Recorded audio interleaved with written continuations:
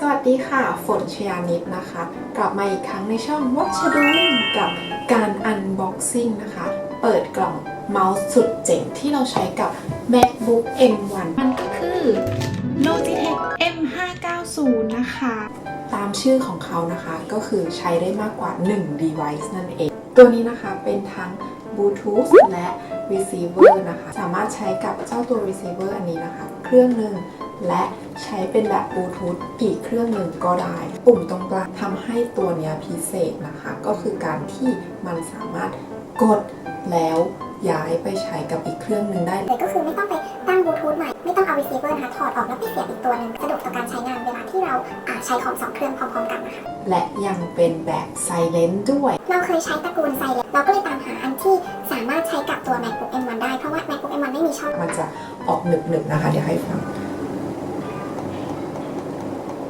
หนึบเข้าไปเนาะแทบจะไม่มีเสียงเลยซึ่งดีต่อการใช้งานในห้องประชุมหรือแม้กระทั่งเวลาเราอยู่ที่ไหนว่าเราไม่อยากจะให้มันเสียงดังนะเขามีปุ่มลูกศรเล็กๆตรงนี้ที่บอกว่าตัวสโครบาร์สามารถคลิกไปทางซ้ายและก็คลิกไปทางขวาได้นะคะรวมถึงกดลงไปตรงกลางได้ด้วย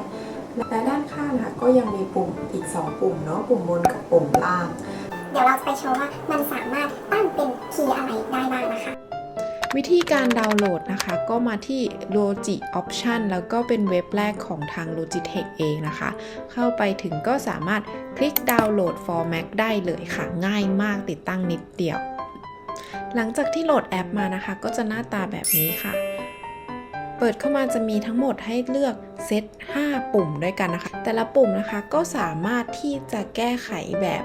ให้อยากจะใช้เป็นคีย์สโตรกอะไรที่เราต้องการนะคะเปลี่ยนได้ถึง35ตัวเลือกด้วยกันในแต่ละปุ่มนะคะอย่างเช่น Advanced Click เราก็สามารถจะเปลี่ยนเป็น Double Click Triple Click หรือ Right Click ก็ได้ถ้าอยากจะใช้เป็น Select Modifiers นะคะสามารถเลือกเป็น Combination Shift Control Option Command พร้อมๆกันหรือทีละตัวสามารถเลือก Combination ได้หลายแบบมากๆนะคะแต่ละอันมีข้อมูลทางขวาถ้าเกิดว่าไม่มีก็คือเป็นปุ่มเดียวของมันนะคะลองกดให้ดูอีกหลายๆตัวนะคะอย่างเช่นChange Pointer Speed เนาะสมมติวันนี้เราอยากเลื่อนเร็วพรุ่งนี้อยากเลื่อนช้ากดง่ายๆนะคะอันนี้คล้ายๆกับเมื่อกี้เนาะเป็นการใช้คลิกแบบกี่ครั้งก็คือแล้วแต่เราจะชอบนะคะ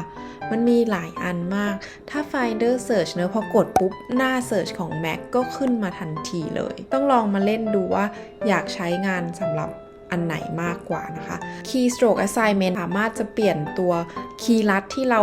กดพิมพ์เข้าไปเองได้ว่าถ้าเกิดว่าเลือกปุ่มนี้มันก็จะทำการใช้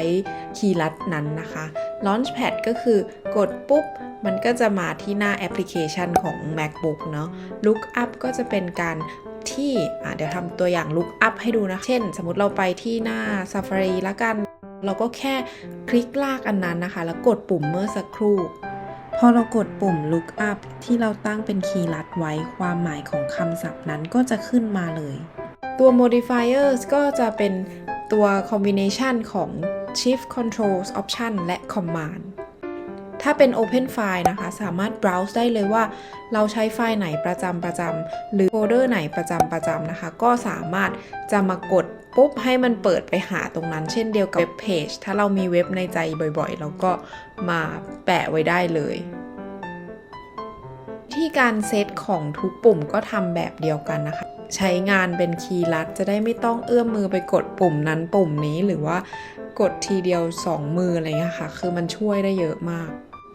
ใครอยากรู้จักกับ M590 ก็เข้ามาในเว็บ Logitech เจอข้อมูลที่เกี่ยวกับตัวเมาส์นี้เลยมันดีมากๆคือในราคาที่เข้าถึงได้โชว์ตัวกันให้ดูตรงนี้เลยนะคะชัดๆว่าหน้าตามันเป็นยังไงนะคะค่อนข้างเป็นเมาส์ที่สแตนดาร์ดแต่ว่ามันมีปุ่มให้เล่นเยอะมาก